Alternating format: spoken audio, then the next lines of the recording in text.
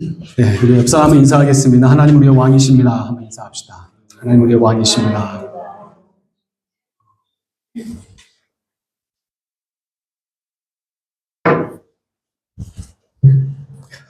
예, 시간 우리에게 주신 하나님 말씀 사도행전 4장 12절로 22절까지의 말씀, 사도행전 12장 22절까지의 말씀 보도록 하겠습니다. 다른 이로서는 구원을 받을 수 없나니 전한 사람 중에 구원을 받을 만한 다른 이름을 그에게 주신 이 없음이라 하였더라. 그들이 베드로와 요한이 담대하게 말함을 보고 그들을 본래 한두 넘는 범인으로 알았다가 이상히 여기며 또 전에 예수와 함께 있던 줄도 알고 또 병 나은 사람이 그들과 함께 서 있는 것을 보고 비난할 말이 없는지라.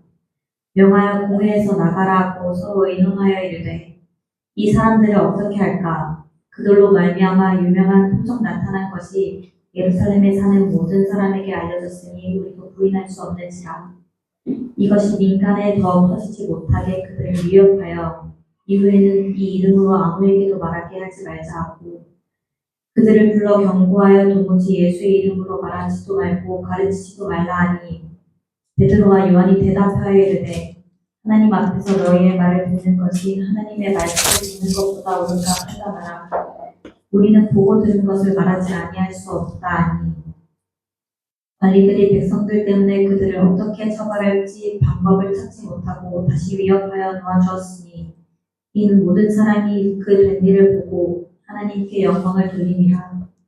이 표적으로 병 나은 사람은 40여 사나 되었더라. 아멘. 같이 한번 따라하겠습니다. 세상에 감당하지 못할 믿음의 사람들. 세상에 감당하지 못할 믿음의 사람들. 예. 계속해서 우리가 사도행전 말씀 이렇게 살펴보고 있습니다. 우리가 지난 머리 이어서 기억하시겠지만 성전 미문 앞에 있던 걷지 못하던 안진뱅이를 만났던 베드로와 요한, 그리고 이 베드로와 요한이 이 안진뱅이를 향하여서 예수의 이름으로 걷게 했던 그 사건이 지금까지도 이어지고 있습니다. 기억나시죠? 이 사람이 예수의 이름으로 일어나 걷게 되어 뛰기도 하고 걸어 성전으로 들어갔다 라고 우리에게 말씀하고, 그리고 이 기이한 현상을 보았던 많은 사람들이 놀라게 됩니다. 그렇죠? 그리고 사람들이 몰려있던 그 자리에 베드로가 이야기를 합니다. 왜 이 일이 가능했는지, 그리고 누구 때문에 이 역사가 일어났는지에 대해서 베드로가 그 자들을 향하여서 이야기를 또 설교를 하게 되죠. 자, 문제는 이 소식이 그 지역에 소문이 나서 결국은 그 지역에 가장 영향력이 많았던 그 종교 지도자들에게도 이 소식을 전해 듣게 됩니다.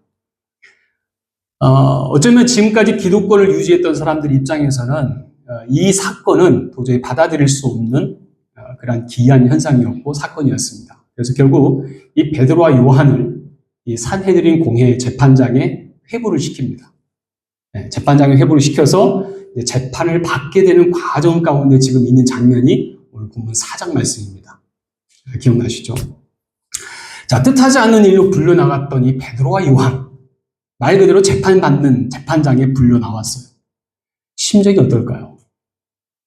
여러분, 죄가 있는 사람이라면 죄 때문이라도 내가 그 재판을 받았을 때에는 그래, 나는 이런 잘못을 했으니까 재판을 받을 수 있겠지라고 생각하지만 세상에서 제일 억울한 사람이 죄가 없는데 재판장에 끌려갔다. 이만큼 억울한 일은 없습니다. 그렇지 않겠습니까? 아무리 죄가 없는 사람이라도 여기 경찰서에서 경찰 출두 명령서를 받게 되면 심쿵한다고 그래요. 심쿵이 아니고 철렁. 철렁하게 됩니다. 심쿵은 설레는 거죠. 철렁하게 돼요. 실제로 최근에 어떤 뉴스에 나왔는데 어떤 사람이 경찰서에 출두 명령을 받았어요. 제목이 성추행범으로 출두 명령을 받은 거예요. 근데 이 사람은 전혀 그런 일을 저지른 적도 없고 행한 적도 없던 사람이었어요. 결국 자신이 무고로 인해서 경찰서를 끌려가긴 했지만 재판을 계속 받게 됐습니다. 결국 나중에 어떤 판결이 냈냐면 경찰이 오해를 해서 잘못 엮이게 된 거예요. 근데 문제는 이 사람이 무고로 이제 풀려났잖아요. 그러면 이제 마음이 자유할 거 아닙니까? 그런데 그 트라우마가 지금까지도 이어진다는 거예요. 지금까지도. 숨이 안 쉬어지고, 공황장애가 오고, 사회적인, 정상적인 사회를 하기 힘들 정도로 그러한 일을 겪고 있다라고 하는 기사의 내용이었습니다. 일반적으로 우리가 죄가 없는 사람이 그런 일을 당하게 되면 억울하기도 하고 막 미쳐 팔짝 뛰잖아요. 얼마나 힘들겠습니까? 오늘 베드로와 요한 역시도 죄가 있어서 지금 끌려갔습니까? 지금 재판장에 지금 나와 있는 그 심정이 여러분 어떠하겠습니까? 여러분 같으면 심정이 어떨 것 같아요? 자, 그런데 보세요. 죄가 드러나지 않은 이 재판자리에 끌려 나왔던 이 베드로와 요한은 조금도 이 상황에 굴하지 않습니다. 굴하지 않아요. 그리고 담대하게 그가 왜 자기가 여기까지 와 있는지에 대해서 명확하게 밝혀요. 그게 바로 12절 말씀이죠. 우리 12절 말씀 같이 한번 읽도록 합시다. 12절입니다. 시작. 아들로서는 구원을 받을 수 없나니 한 사람이 그의 구원을 받을 만한 다른 이름을 그에게 주신 일이 없음이라 하였더라. 아멘. 여기 지금 종교 재판인데 이 재판에서 구원에 관해서 이야기를 할 때 이건 정말 중요한 핵심 논란거리예요. 근데 이 자리에서 다른 이름으로 구원받을 길이 없다. 오직 예수밖에 없다. 아까도 말씀드렸지만 이 사람들은 죄가 없는 사람들이에요. 단순히 예수만 전했을 뿐이에요. 그렇지 않습니까? 자, 베드로의 이 당당한 문제는 이제는 베드로와 요한이 아니라 이를 잡아놓고 재판하던 사람들이 당황하기 시작을 했습니다. 그 딜레마에 빠졌습니다. 이 사람들은 어쩌면 이 재판관들은 의례껏 그려왔던 것처럼 어디 시골 구석에 처박혀 있던 사람들을 잡아다가 그 죄를 갖다 덮어 씌우면 그 죄를 억울하게 옥살이를 해야 되고 억울한 일을 당했어야 됐어요. 의례껏 그려왔어요. 당연히 오늘 이 재판 중에도 베드로와 요한 역시도 그렇게 잡아 넣을 수 있을 거라고 생각을 했던 것 같아요. 그런데 문제는 뭡니까? 12절 말씀 보니까 굉장히 지금 당당하거든요. 베드로가 지금. 그렇잖아요. 오직 구원받는 길은 예수밖에 없다라고 이 말을 듣는 순간 이 사람들이 이건 뭐야? 라는 생각을 갖게 됩니다. 이 무식한 죄인들이 지금 무슨 소리 하는 거지? 근데 여기에 반전이 일어나죠. 우리 13절 말씀 한번 볼까요? 13절 말씀 같이 읽겠습니다. 같이 읽습니다. 시작. 베드로와 요한이 담대하게 나라를 보고 그들을 본래 학문 없는 범인으로 알았다가 이상히 여기며 또 전에 예수와 함께 있던 줄로 알고. 아멘. 자, 이 사람들을 향해서 이 재판장이 어떤 생각을 가졌다고요? 어떤 사람으로? 뭐가 없는? 학문 없는 범인으로.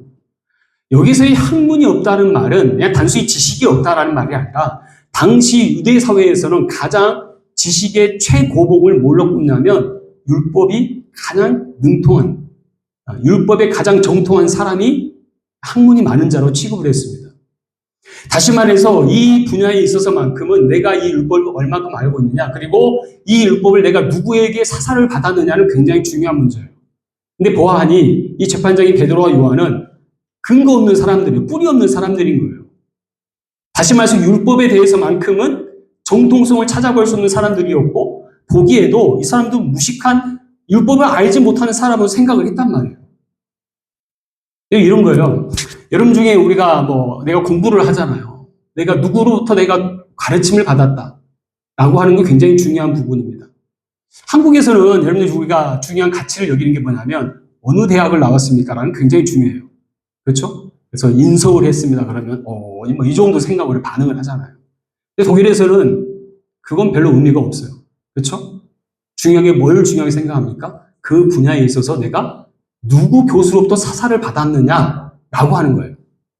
내가 누구 교수로부터 사사를 받았다는 것은 굳이 내 실력을 증명하지 않아도 누구의 제자라고요 하면 인정받는 거예요. 마찬가지예요. 당시 율법 학자들에게 있어서는 누구에게 사사를 받았느냐, 누구에게 가르침을 받았느냐는 굉장히 중요한 문제였어요. 근데 베드로와 요한은 그런 이력이 없는, 근거가 없는 사람들인 거예요.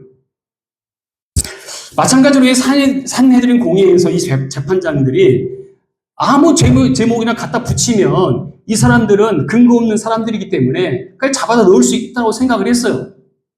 그런데 아까 13절 말씀에 보았던 것처럼 매우 놀라게 됩니다. 웬일입니까? 말 그대로 무식쟁이라고 생각했는데 그렇지 않다라는 거예요. 그들이 말한 말이 너무나 명확하고 분명합니다. 그리고 확신에 찬 담대함과 믿음을 가지고 선포합니다. 이는 율법에 정통한 어느 사람보다 논리적이고 확신을 가지고 이야기하는 것에 놀라게 되었다는 거예요. 그래서 아까 12절 말씀에 뭐라고 했다고요? 다른 이로서는 구원받을 수가 없다라고 하는 담대함을 선언합니다.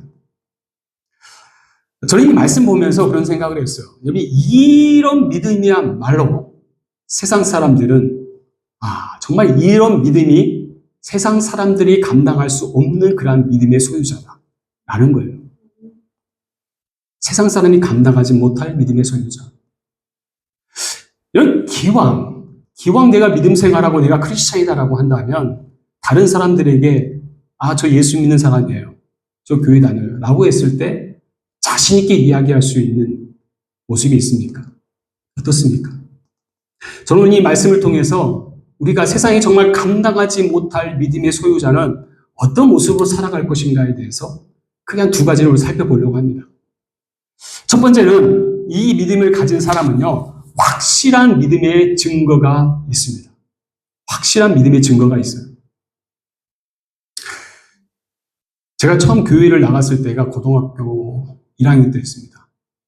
고1 때 교회를 처음 나갔는데 저희 동네 미장원 사장님이 저를 계속 전도를 했어요. 남자 사장님이셨는데 갈 때마다 계속 전도를 하는 거예요. 그래서 제가 이제 나중에는 계속 너무 귀찮게 전도를 하시니까 한 번쯤 나가는 게 예의겠다 생각을 해서 교회를 나가게 됐습니다.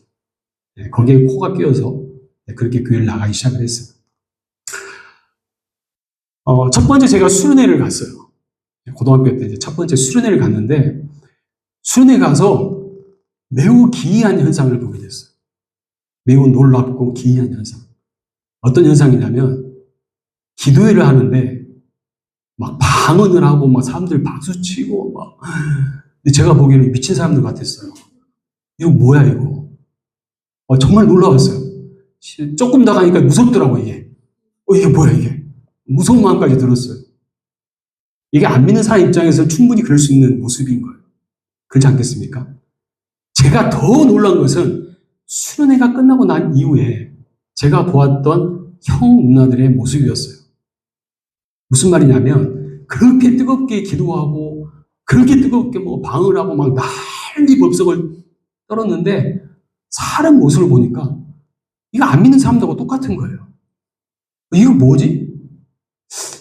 정전은 그게 두 번째 논란이었어요. 왜 이렇게 살지? 저도 부족했지만 저도 그것에 대한 늘 의문이 있었어요. 믿음은 참 좋은 것 같은데 왜 저렇게 살지라는 생각. 물론 우리가 하나님의 특별한 은혜가 부어주셔서 우리가 소리내서 기도할 수 있습니다. 제가 그거 잘못됐다 그 말씀 드린 게 아니에요.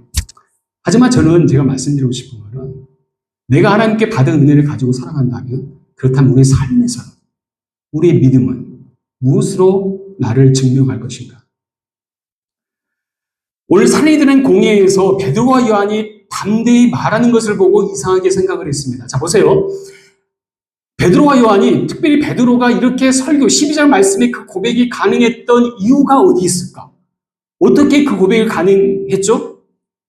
우리가 지난 시간에 보았던 말씀 중에 8절 말씀 보세요. 8절 말씀 보면은 뭐라고 시작을 합니까? 8절 말씀에. 성령이 충만하여. 성령이 충만하여. 다시 말해서 당시 오순절 성령 강림 사건 이후에 성령이 충만함으로 그들이 하나님 앞에 나아가고 그의 인생을 가지고 세상에 나아갈 때 그가 믿은 예수가 누구인지를 담대하게 말하기 시작한 거예요. 여기서는 한 가지 눈여겨봐야 할 대목이에요. 성령이 충만하여. 우리 신앙생활하면서 잘못 받아들이는 그 오해 중에 하나가 오해 내지는 세상 사람들이 이해하지 못하는 장면들이 몇 가지가 있어요. 예를 들어서 이런 거예요. 우리가 교회 안에서 우리 지체들을 우리가 가르칠 때 뭐라고 표현합니까? 호칭을 할 때. 뭐 가까운 사람이 형, 오빠, 뭐 누나 할 수 있지만 공식적 용어가 있어요. 뭐라고 해요? 형제 자매라고 표현합니다. 형제 자매. 근데 제가 한 번씩 여기 밖에 나가서 누구 형제님, 뭐 누구 자매님, 그럼 옆에 있다가 어떤 사람이 같은 집안 식구세요? 네. 이해가 안 되잖아요. 네. 자매한테 제가 뭐 자매라고 했을 때, 당신은 남자인데 왜 자매라고 부르냐고. 뭐 그렇게 하기도 하고. 그런 게 우리는 그게 참 익숙한데, 안 믿는 사람들 입장에서는 굉장히 이상한 어떤 모습들인 거죠. 또 한 가지 예가 바로 성령 충만에 대한 모습인 거예요. 오늘 성경이 기록될 당시에 오순절 성령 강림 사건 이후에 이 성령 충만함에 대한 이해를 어떻게 가지고 있을까? 다시 말해서 예수 믿지 않는 사람들은 과연 이 성령 충만한 사람들의 모습이 어떻게 이해되고 있을까라는 거예요. 우리가 오늘 말씀 보시면 이 사람들은 성령 충만한 사람들의 모습을 가리켜서 뭐라고 표현하냐면 이상하다, 기이하다 라고 이 사람들은 표현을 합니다. 그리고 이 이상함에 대한 의구심을 제자들을 통해서 그 답을 갖게 돼요. 그 이상한 것에 대한 그 답을 갖게 되는데 어떻게 해요? 오늘 말씀 보면은 전에 예수와 함께 하던 자들이었다.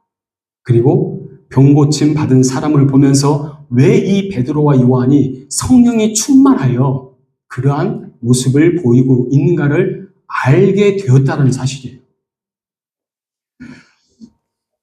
오늘 12절, 13절, 14절 말씀 보면은 이 말씀을 통해서 보세요. 이 산헤드린 공회에 있던 원로들이 매우 이상함을 감지합니다. 이건 뭐지? 이 무식한 놈들이 이게 지금 무슨 말을 하지? 그리고 이 말을 반박할 수 없었던 가장 확실한 증거를 이들이 지금 가지고 있는데 만약에 이 사람 베드로와 요한이 그 전에 아무런 그것 없이 12절만 그냥 냈다 던졌다면 이 재판장 입장에서는 한마디 했을 거예요. 야, 이 미친 자들아. 그쵸? 야, 이 미친 자들아. 그리고 이 신성 모독을 하는 이 미친 자들아. 라고 이야기했을 거예요. 그런데 보세요. 지금 이 제자들에게는 확실한 증거가 있다는 거예요. 하나는 이들이 전에 예수와 함께 있던 자들이었다. 또 한 가지는 지금 그 자리에 병 나은 사람이 함께 있더라는 거예요. 이게 그 자리에서 그들에게 믿음의 증거였다는 거예요. 이 확실한 증거가 있기 때문에 이들이 이렇게 생각을 합니다. 14절 하반절 말씀 보면 뭐라고 말씀합니까? 14절 하반절 말씀에 비난할 말이 없는지라. 비난거리를 찾았는데 비난할 거리가 없는 거예요. 빈틈이 없어요. 이놈들 봐라. 여러분 보세요. 지금도 세상은 우리에게 묻습니다. 너의 믿음의 증거가 무엇이냐? 여러분 마찬가지로 세상은 우리가 성령이 충만한 사람인지 아닌지 세상은 몰라요. 그렇지 않습니까? 성령이 충만하다는 말조차도 모릅니다. 교회에서 방언을 하든 예언을 하든 병고침을 하든 어떤 은사를 갖고 있든 세상은 알 바 아니에요. 알 바가 아니에요. 하지만 세상에 한 가지 분명히 알 수 있는 것은 무엇이냐면 저 사람은 예수 믿는 사람이야 라는 인상이에요. 베드로와 요한이 예수에 대하여 부활에 대하여 말하는 것이 막연한 이야기나 사람을 미혹하기 위한 이야기를 하는 것이 아니라 이들은 3년 동안 예수와 함께 다녔었고 예수 그리스도의 십자가의 죽으심과 부활하심과 승천하심과 그리고 성령 강림 사건 이후에 그들이 경험했던 일들에 대해서 이들은 충분히 경험했던 사람들이었어요. 우리도 마찬가지입니다. 우리가 사람들 앞에서 담대히 예수를 시인하는 것 무엇으로 증명할 수 있겠습니까? 나에게는 믿음의 증거가 무엇인가? 나에게는 믿음의 증거가 무엇인가? 사업을 운영하다가 재정난에 허덕이다 결국 이를 극복하지 못해 파산 신청을 해야만 했던 사람이 있어요. 이를 해결할 수 있도록 금식 기도를 했는데 우연히 복권 한 장을 샀어요. 그런데 웬걸 1등 당첨이 되었네요. 여기까지는 가상입니다. 여러분, 이게 믿음의 증거일까요? 여러분, 우리가 파산 신청하면 이제는 인생이 끝났다라고 주변에서 말합니다. 다른 사업체의 연쇄 파산으로 인해서 이 빚을 갚기 위해서, 여러분, 신용카드 지금은 그 발행이 제한되어 있지만 한 20년 전만 해도 10장, 20장씩 갖고 있는 거 문제되지 않았어요. 막 찍어줬어요. 신용카드를. 그래서 빚이 생기면 어떻게 하냐면 현금 서비스를 받아가지고 결제일이 매일 달라요. 매주가 달라요. 그래서 돌려막기를 해요. 여기서 빼서 여기 갚고 여기서 빼서 여기 갚고. 예전에 그렇게 많이 했어요.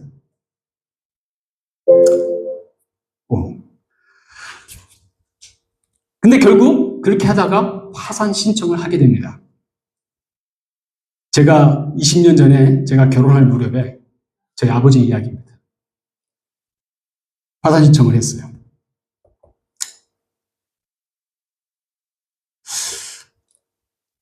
자꾸 이게 죄송해요.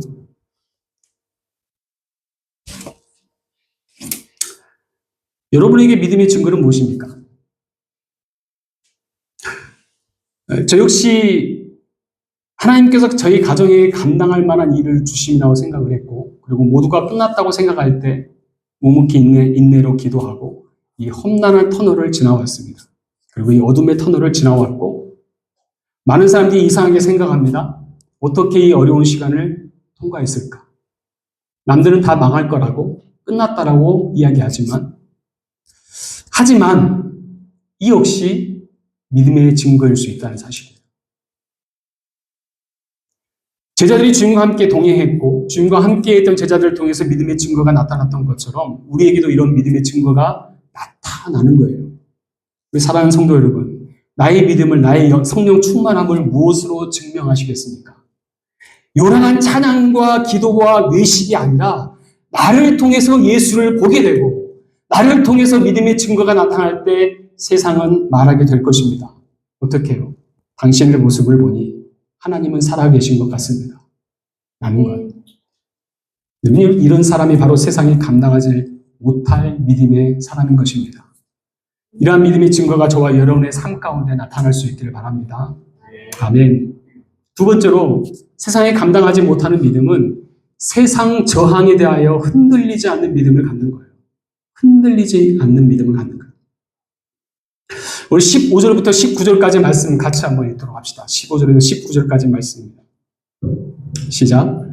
명하여 공에서 나가라 하고 서로 의논하여 이르되 이 사람들을 어떻게 할까? 그들로 말미암아 유명한 표적 나타난 것이 예루살렘에 사는 모든 사람에게 알려졌으니 우리도 부인할 수 없는지라.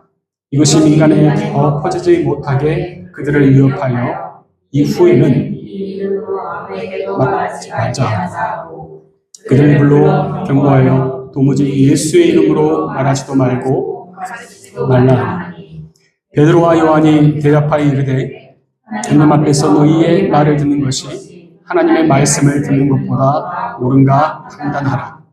아멘. 이 베드로의 믿음의 고백을 들었던 그 자리에 있던 많은 사람들에게 난리가 났습니다. 재판이 쉽게 끝날 거라고 생각을 했는데 상황이 역전되기 시작을 했어요. 그래서 이 위기감을 느꼈던 이 재판장들이 어떻게 합니까? 15절 말씀 보면은 베드로와 요한에게 너 잠시 나가 있어. 네. 긴급 회의를 해야 될 것 같아. 잠시 나가 있어.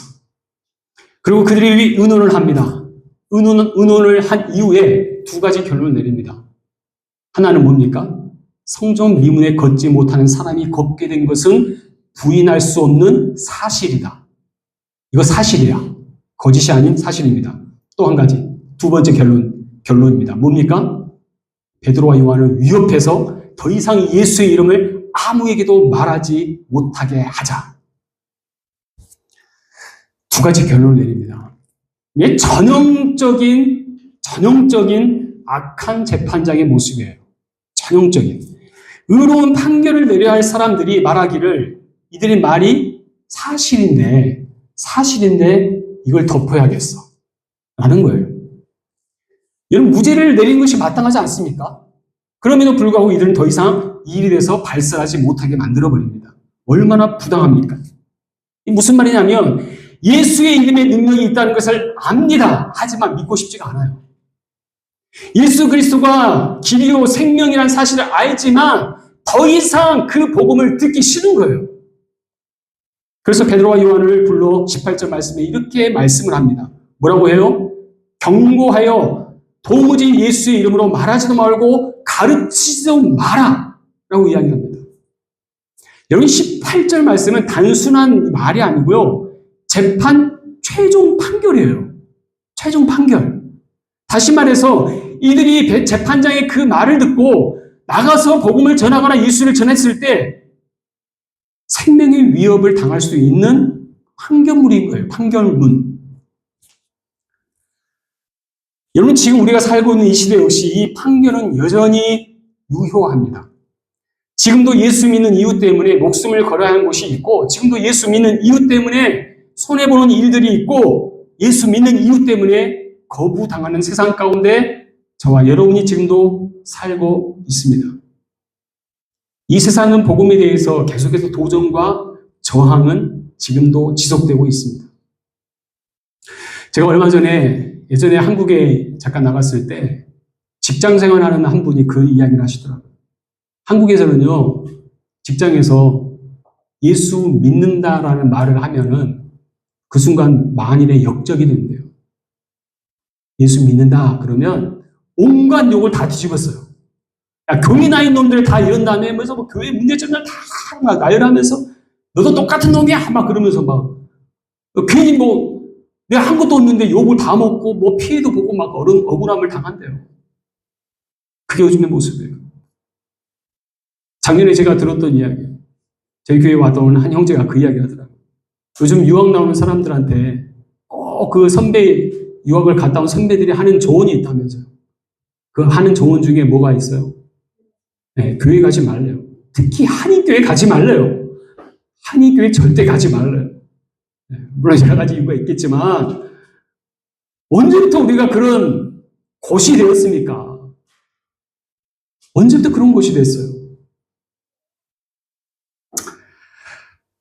이러한 믿음에 대한 끊임없는 저항 앞에 베드로는 어떤 모습으로 대응합니까? 반응합니까? 19절 말씀입니다. 19절 같이 있습니다. 시작. 베드로와 요한이 대답하여 이르되 하나님 앞에서 너희의 말을 듣는 것이 하나님의 말씀을 듣는 것보다 옳다 하나라. 아멘. 여러분 우리 그 한국에서 직장생활 하잖아요. 그러면 회식을 하면 꼭 그런 상사들이 있어요. 술자리 하면서 술을 이제 거부하잖아요. 제가 교회 다닙니다. 술 마시는 게 좀 힘들 것 같습니다. 그러면 꼭 그 위에 상사들이 뭐라고 그래요? 괜찮아 자식, 나는 교회 안수 집사 한잔해. 막 이렇게. 왜? 자기 뭐 신앙에 나름 교회에서 뭐 한잔해 하니까 야 세상 그렇게 사는 게 아니야. 그냥 교회는 교회대로 그렇게 살고 세상에서 이렇게 사는 게 맞는 거야. 가르쳐요. 그럴 때 어떻게 하시겠습니까? 오늘 19절 말씀. 재판장의 판결은 자신들의 생사를 결정할 수 있지만 진정한 의미에서 생명의 주관자이신 하나님의 말씀과 판단을 받는 것이 마땅하지 아니하겠냐는 거예요. 베드로가 그들로 하여금 협박을 받습니다. 어려움을 당합니다. 우리 말 들을래 안 들을래? 베드로는 어떻게 결정을 해요? 내가 당신의 재판장인지 당신의 말을 듣는 것보다 나는 하나님의 말씀을 듣는 것이 나는 마땅하다. 라는 거예요. 만약에 베드로와 요한이 재판받는 자리에서 눈치 살피면서 그들의 입맛에 맞는 대답을 했다고 생각해봐요. 이런 고백이 될 수 있겠습니까? 이런 고백이 되겠어요? 이 고백이 가능한 이유가 어디 있을까요? 어디 있어요? 부활의 주님을 경험했습니다. 성령 충만함으로 요란한 증거를 가지고 있는 것이 아니라 그들 안에 예수의 흔적이 있었던 거예요. 예수의 흔적이 있어요. 그래서 20절 말씀에 뭐라고 고백합니까? 20절 같이 있습니다. 20절 시작. 우리는 보고 들은 것을 말하지 아니할 수 없다. 아멘. 뭐라고 말해요? 나는 보았어. 나는 들었단 말이야. 근데 왜 입틀막을 하냐고. 내가 그냥 추상적인 걸 믿는 게 아니라 내가 그 예수를 보았다고. 내가 들었다고. 그게 사실인데 왜 말을 못하게 하냐고. 확실한 증거를 가지고 있다는 거예요. 갈라디아서 6장 17절 말씀에 바울이 이렇게 고백을 합니다. 이후로는 누구든지 나를 괴롭게 하지 말라. 내 몸에 예수의 흔적을 가지고 있노라. 예수의 흔적을 지니고 있노라. 사랑하는 성도 여러분, 저와 여러분에게는 예수의 흔적이 남아있는 하나님의 사람들이에요. 나를 통해 하나님의 역사가, 나를 통해 하나님의 위대한 일 행하심이 저와 여러분 가운데 일어나고 있다는 사실입니다. 세상은 지금도 우리로 하여금 믿음에 대해서 도전합니다. 너희 믿음을 보여봐라. 믿음이 있는데 왜 그렇게 사냐? 우리는 이런 질문을 받고 판단을 받을 때마다 우리의 마음 가운데 늘 확신을 하지 못해요. 가끔 믿음이 흔들립니다. 하지만 늘 19절 말씀을 기억하세요. 우리는 너희들의 판단에 의해서 나의 존재감이 있는 것이 아니라 우리의 판단은 누구에게 있어요? 하나님께 있는 거예요. 나는 하나님께 판단받는 자들이에요. 세상 사람들이 어떤 말을 한들 그 자들에 의해서 나의 존재감이 판단받는 것이 아니라 내가 믿는 그 하나님이 나의 하나님이 되시고 그분으로 의하여 나는 판단받는 자임을 가지고 사는 거예요. 예수 믿는 사람이 왜 그렇게 살아? 교회가 왜 그렇게 해? 말을 들을 때마다 사내들은 공의의 재판장들이 이런저런 말을 하며 믿음을 흔들고 압제함에도 불구하고 이들이 그 불의한 저항에 굴하지 않는 그 믿음을 지킨 이유가 어디 있냐는 거예요. 아까 20절 말씀 모았던 것처럼 우리가 보고 들은 것을 말하지 아니할 수가 없다라는 거예요. 우리 사랑하는 성도 여러분, 우리는 무엇을 보고 들었습니까? 베드로와 요한이 보고 들은 것은 무엇입니까? 바로 나와 여러분을 위해서 십자가에 죽으시고 부활하신 예수 그리스도가 나의 주님이신 것을 우리가 믿음으로 고백할 때 그것이 믿음의 증거가 되는 것이고 그 어떤 믿음이 흔들릴 가운데서도 이 마음을 잘 견지할 때 우리는 넘어지지 아니한다는 사실이에요.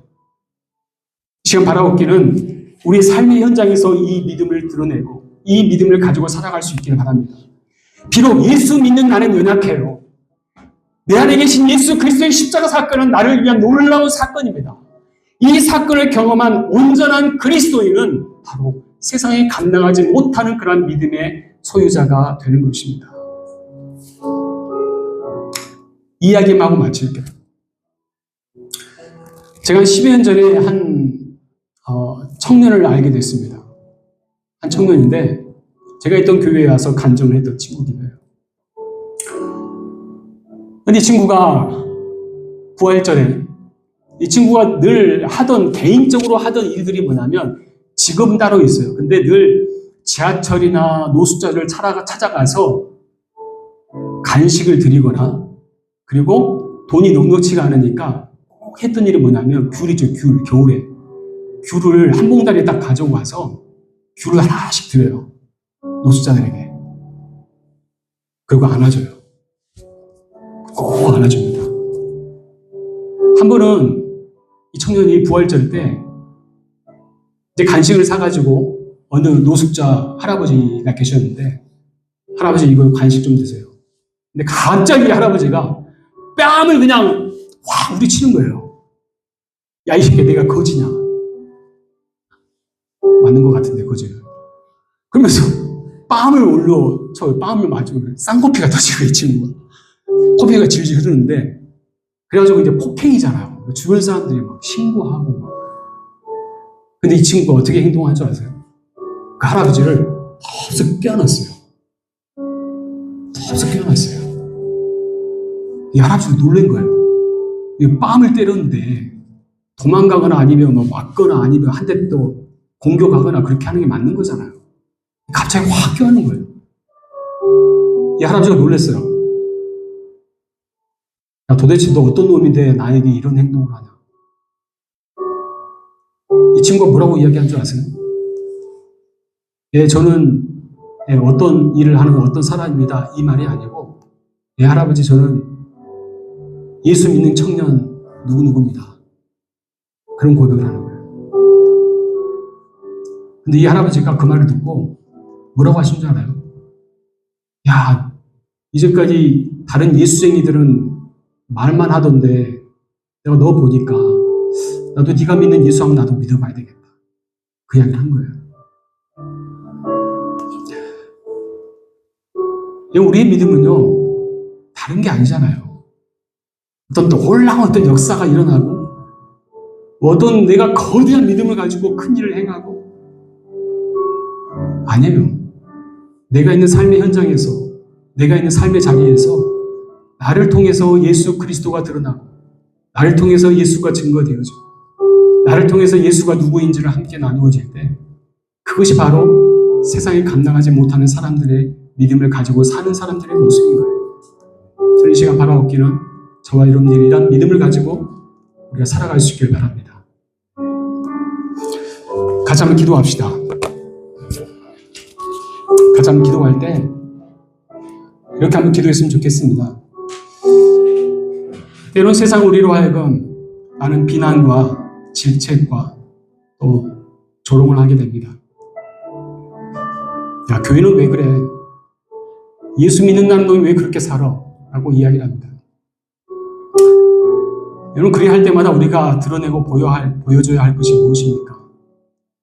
요란하고 떠들썩한 구호도 아니고 시끄러운 어떤 기도의 모습도 아니고 마치 베드로처럼 성령이 충만하여 그가 믿는 바 예수 그리스도가 누구인지를, 그리고 자신의 삶 가운데 자기가 믿었던 그 예수 그리스도가 내 삶에 어떻게 역사되었는지를 보여주는 것입니다.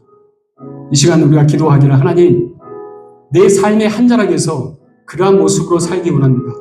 내가 믿는 예수 그리스도가 누구인지를, 그리고 예수 믿는 나를 통하여서 많은 사람들에게 예수 믿는 자답게, 그리고 많은 사람들이 나를 향하여서 너를 보니 정말 예수님은 살아계신 것 같다 라고 인정을 받는 그러한 모습으로 살기 원합니다 라고 하는 우리 시간에 같이 합심하여 함께 기도하겠습니다.